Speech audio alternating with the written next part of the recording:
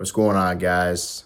I want to deal with two worldview issues in this video, and I think they're worldview issues that are very powerful and persuasive that sometimes as a Christian, you may be tempted to fall into this trap. The first worldview issue I want to deal with is the issue of scientism. Scientism is a belief that basically exalts science to the level of godhood.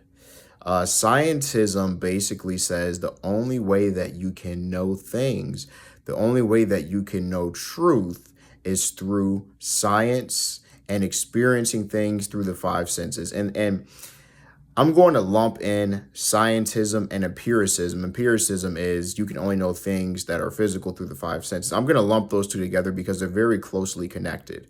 Okay. I want to challenge that ideology.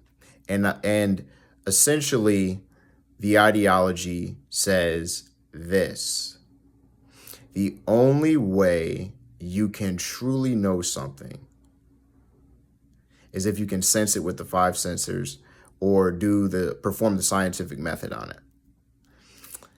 And while on the surface, that may sound compelling, but there are many, many issues with this train of thought. One of the issues is the mathematical issue. There's a doctor by the name of Eugene Wigner who wrote a paper called The Unreasonable Effectiveness of Mathematics. Very popular paper. Many mathematicians and physicists are familiar with it.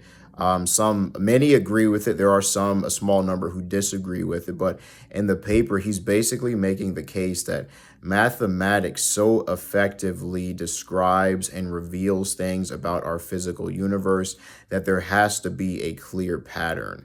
That mathematical formulas and numbers are coincide with our physical universe. But also we have to acknowledge that numbers and mathematics exist outside of the physical universe. Numbers would exist even if there was no physical universe. But mathematics and numbers are not physical. You can see two objects, for example. For example, you can see that you have two eyes, but the number two itself is not a physical entity that you can sense with the five senses, right? Numbers are abstract just in nature.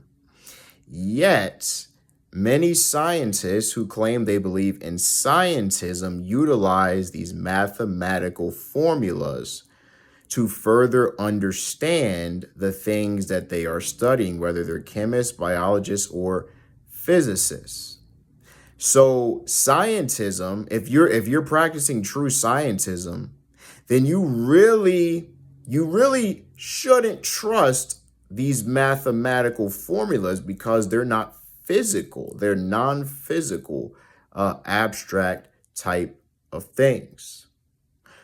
Now, it's very easy to fall into this trap because ever since the Darwin's theory of evolution and natural selection came into being, we're always taught, and sometimes it's overt, but many times it's more in a covert manner. It's just like understood that the way you know things is by seeing them, touching them, tasting them, smelling them, and feeling them with the five senses, right? That's the only way that you can know things. There's that saying that says seeing is believing, and that comes from that idea of scientism, right?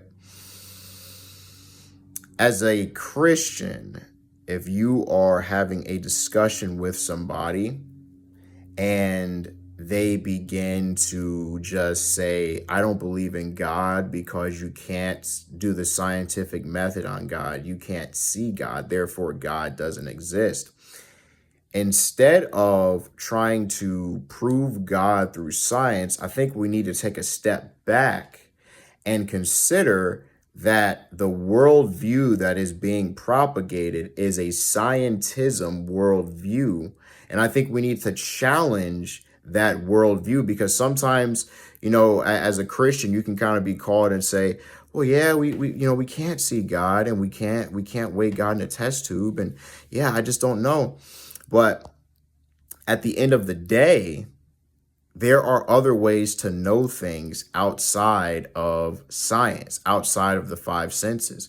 We can know things by mathematics.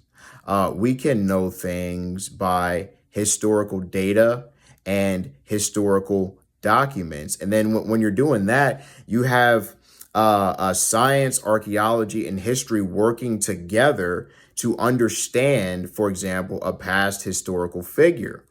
We understand Socrates by three men that probably knew Socrates personally, and they wrote a lot about Socrates. But did you guys also know that all we have are 7 copies of those documents from those men, and those 7 copies date to 1200 years after Socrates would have died?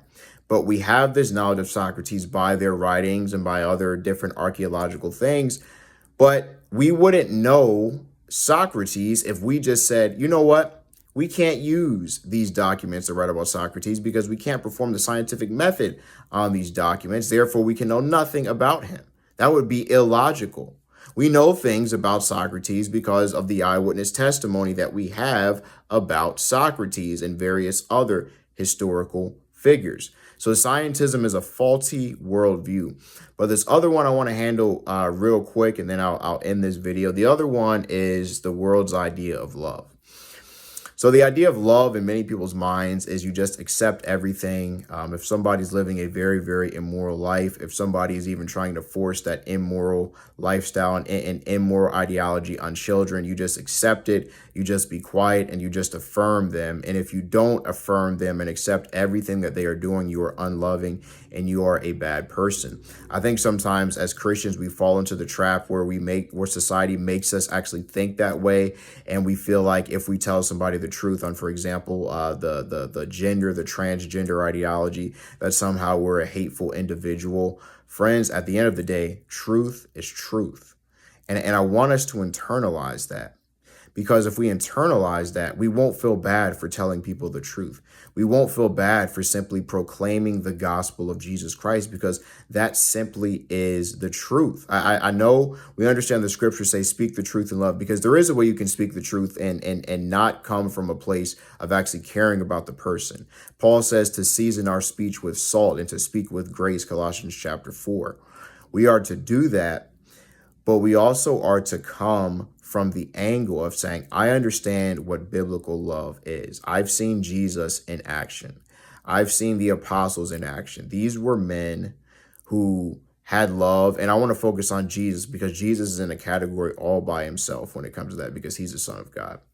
Jesus was a man full of compassion and love. Jesus was a man who loved everybody.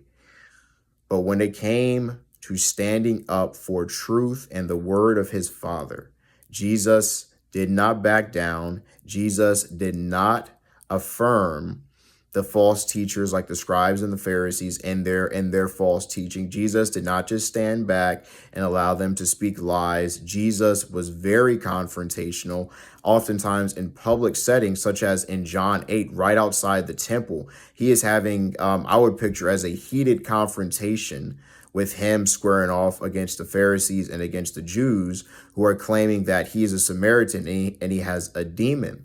Then he goes a step farther in John chapter 8 and verse 58, where he says, truly, truly, I say to you, before Abraham was, I am. And then they picked up stones to try to kill him, and he gets away from them. Saying all that to say this, remember what true love is. Jesus loved everybody. But love does not mean that you need to feel bad for telling the truth. Love does not mean that you need to feel guilty for simply speaking the biblical truth. Look at the example of Jesus and remember that the gospel is the truth. The promises of God are true because God cannot lie. And go and seek to share that truth as much as you can. Thank you very much for listening, guys. I'll see you on the next video. I'm out. Much love. Peace.